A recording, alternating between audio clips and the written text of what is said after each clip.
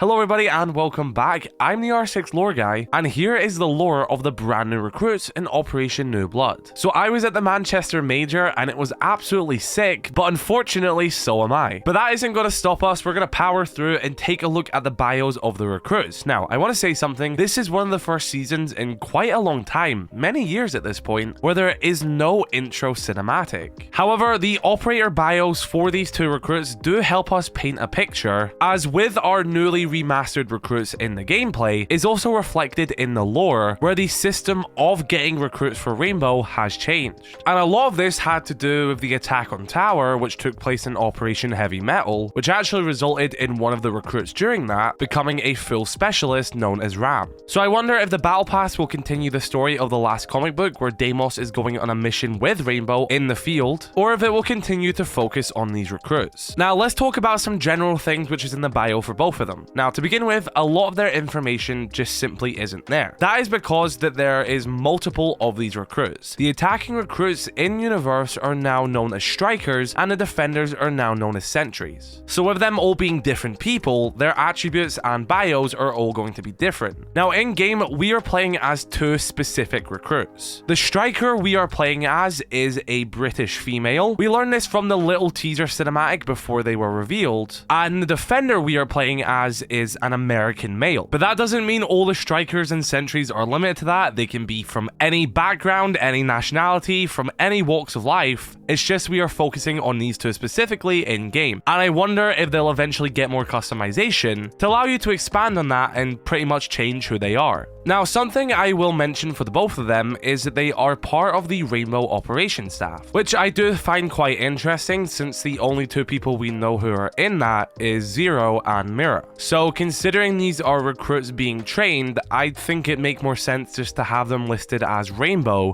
rather than the Rainbow Operation staff, since the Operation staff seem to be a bit higher and are training the said recruits. That being said, let's jump into the bio of Striker, and it says the following. We earned the right to be here, now we just have to earn the right to stay. And like I was saying, although we're focusing on a specific striker and sentry, there are multiple of them, and that's what gets expanded on in this bio. So it says, Rainbow's attack recruits, known as strikers, are a cornerstone of the institution, and despite internal perception, are not a generic monolith of identical soldiers. Generally speaking, they are much more youthful than our experienced specialists and operators, but that doesn't make them any less integral to the smooth running of our missions. Furthermore, there are worse things than being overly enthusiastic, even if occasionally there will be some recruits who get a little too excitable around our elite specialists. Despite the confidential nature of Rainbow's missions, some recruits have been known to treat our ops like near celebrities, coming up with their own theories about who did what in various missions and pressing them for details and stories. Due to this and other concerns from specialists, the recruits now have their own mess hall and generally only interact with the ops directly involved in their training. Though all of these recruits hail from the most elite of elite military and counter-terror institutions, they all know that Rainbow is a cut above and treat the organization with the respect and discipline it demands. Although not full-fledged operators, many recruits have gone through trials by fire, like the survivors of Deimos' attack on the tower. They performed valiantly, collaborating effectively with Vigil to down the helicopter that led the attack and took so many young lives. While this event was tragic, it was also a true test of field composure, leading to one such survivor, Ram, to become a specialist. Next up, we have a little specialist profile by Sam Fisher, and the reason why Sam is doing this is if you've played any of the tutorials which they made like a year ago at this point, you may be aware that when you're doing the attacking training, it is led by Sam, and then when you're doing the defending one, it is led by Mira. So it is really nice consistency that when we play the training tutorials and attack is being taught by Sam, defense is being taught by Mira, that in universe that is actually happening to these recruits. As I'm running Rainbow's attack recruit training, I'd be the most useful to weigh in here. I've got them mastering vertical breaching, flanking maneuvers, and drone use. While recruits arrive from all sorts of counter-terrorism units, military, or other enforcement units, bringing a ton of solid experience, it's important we still put them through a bit of a ringer. Once they've moved beyond training, recruits are the front line in any ground, air, or naval assault. While some of our more hardened and jaded specialists may dismiss them as mere cannon fodder, a successful recruit will create the windows of time that allow Rainbow specialists to run a successful mission. I know I've counted on them more than once in my tenure. Rainbow specialists are the best of the best, and the bottom line is that most attack recruits won't make the cut. Those that do, however, could find a home on numerous squads. Thanks to their single-minded focus on completing mission objectives, ghosteyes and redhammer are the most logical spots. But no two recruits are the same, so predictions like this can often prove futile. I'm more focused on getting them in fighting shape anyhow. And that was Sam Fisher, aka Zero, the attack recruit training lead, talking about the attacking recruits known as strikers. When it comes to the training and relevant experiences, these are all redacted. Again, because this is a broad thing across all recruits, I guess they couldn't put anything specifically. And the final bit here is a note by redhammer leader Thermite, and he says the following: I've seen a lot of recruits come and go over the years. More that go. Unfortunately, in recent times, we lost some the hard way after Deimos took the cheapest of cheap shots at tower. Well, since then, we've revamped our training program from the ground up, and giving the newest batch of recruits a chance to learn a bit more self-reliance and adaptability. We used to limit them to a specific list of gadgets when training, but why prevent a future operator from learning as many skills as possible? Honestly, now that they can choose from any of the offensive secondary gadgets, and I've seen the positive utility of that in the training,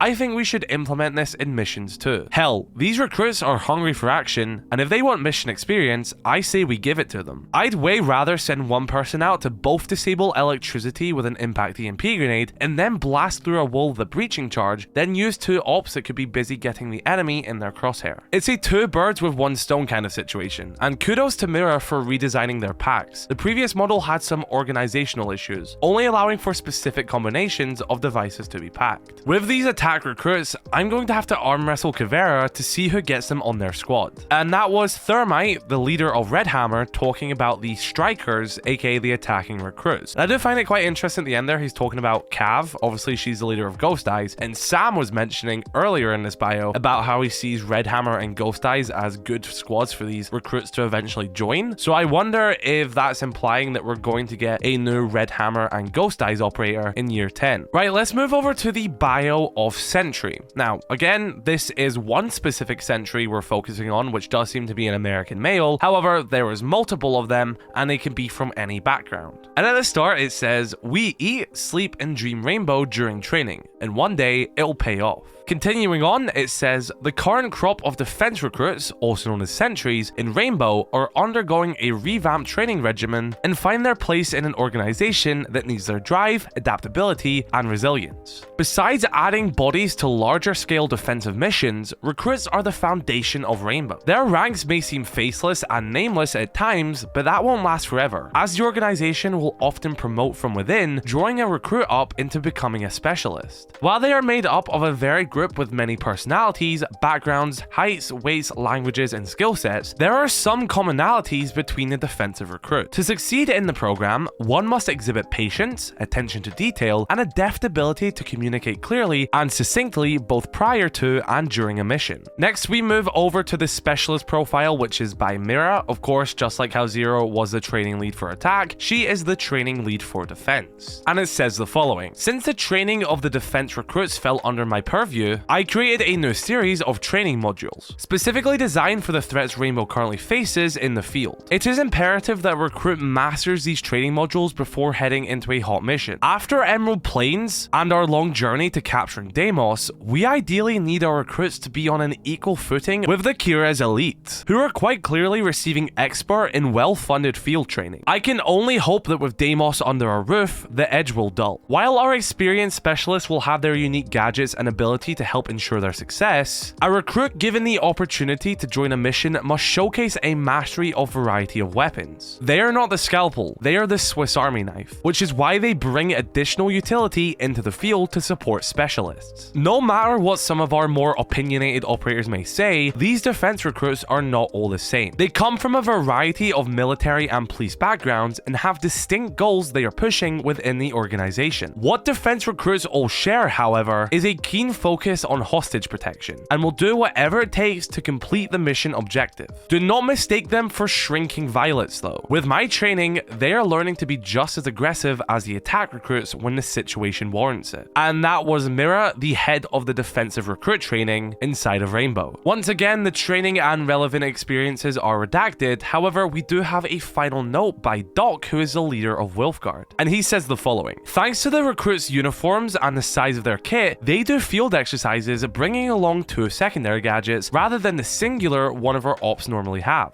And after an executive decision by Mira and Zero, they are able to select from all of the defensive secondary gadgets, not the limited few we held recruits to prior to this. Sometimes the lack of a 6 and bureaucratic red tape can lead to positive innovations like this. I saw firsthand in a recent module just how useful this double gadget status can be. We were running a Quagmire mission exercise with myself and other wolfguard operators locked down on the defensive. Normally, we would be sending 2 ops to any entrance, one to lay down some barbed wire and the other to deploy an observation blocker to deal with drones an attacking force may be directing our way. And just want to do a little side note here, it's quite interesting that they're mentioning observation blockers, since observation blockers in-game are clearly made by Nighthaven, so I wouldn't really understand as to why Rainbow have them. Maybe they have their own variant, but that's quite an interesting thought I might make another video on. Next it says, however, a recruit with the right loadout can do the job by their lonesome, quite the valuable asset to free up others from more important defensive tasks. While it may not be like having a show-stopping unique gadget in their arsenal, it is pretty damn good and would be quite useful in hot mission scenario. I won't say no to having that on my squad. And that is Captain Doc of Wolfguard talking about the defensive recruits known as Sentrys. And so everyone, those are the bios of both the Strikers and Sentrys, who are the new revamped recruits inside of Rainbow. I think these bios do a really great job at world building. I would maybe have liked to seen one of those little anime cinematics of maybe a bunch of these in like a hole and they're doing some training or something like that, just to help nail in the idea that they aren't just individual people, there are multiple of them.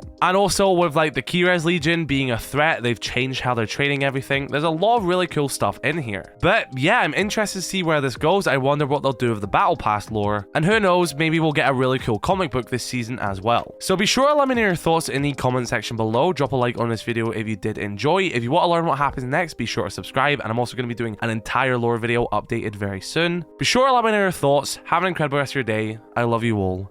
Peace.